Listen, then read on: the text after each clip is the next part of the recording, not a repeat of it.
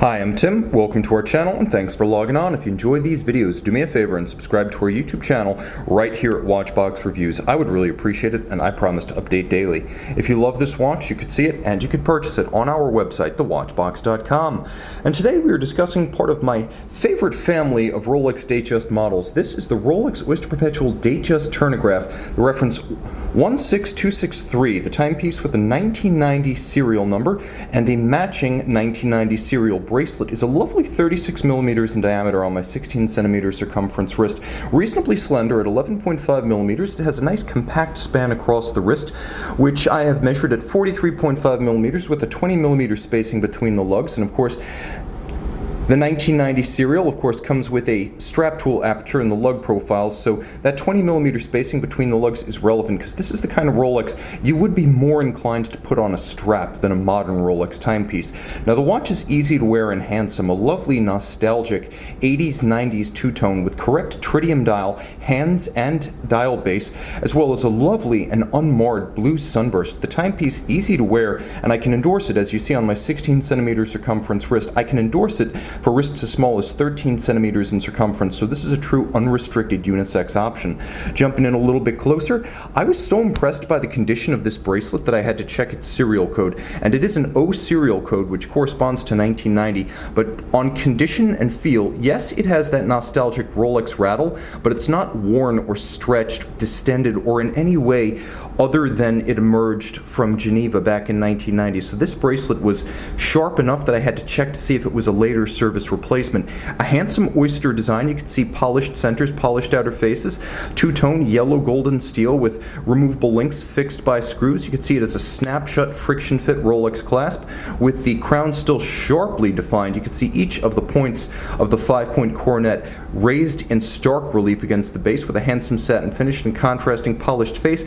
There are changes of anchoring position. You can see they're staggered of different spacing, so you can change the anchoring position of the bracelet inside the clasp to fine-tune the fit. The case band is in good shape. As you can see, it features the period-correct satin finish on the lug hoods as well as the polish on the case flanks.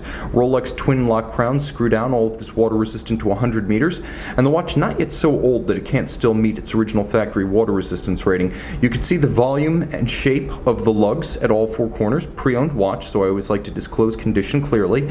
And then you have a bezel that is remarkably both precious metal and rotating. In fact, it's three extraordinary things for Datejust: precious metal, engine turned, and a bidirectional rotating aviator style bezel. Of course, the Rolex Turnograph, so named because you quite literally have a graphical representation that you turn to get your bearings, descended from the historic Rolex 6202 of the early 1950s, which was actually the first large-scale production rotating bezel Rolex prior to the Submariner just a few months later. Now, the Turnograph in the 1950s became part of the Datejust family, and in that capacity, it was issued to the United States Air Force Thunderbirds aerobatic demonstration squadron that basically like the Red Arrows in Britain or the Blue Angels in the U.S. Navy. And so the Turnograph became part of service issue, and it has forever after been known by the nickname Thunderbird, and it actually bestowed that nickname on a similar rotating bezel Vacheron of the 1960s, so it was an influential design as well. Now, of course, the bezel in yellow gold, the dial featuring coronet,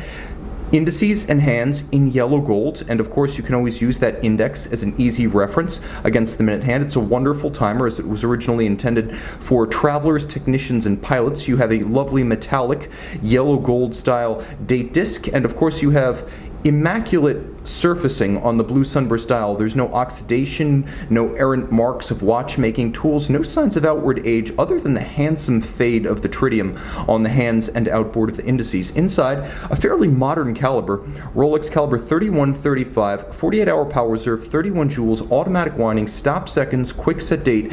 It features a free sprung balance adjusted in 5 positions with an overcoil hairspring, the better to help it keep excellent time in any orientation on your wrist, on your dresser, or during the Swiss COSC chronometer certification, of which this watch is a recipient. A handsome and nostalgic two-tone piece from a rarely seen and, in enthusiast circles, iconic Datejust family. You can see and own this Turnograph two-tone on the watch box.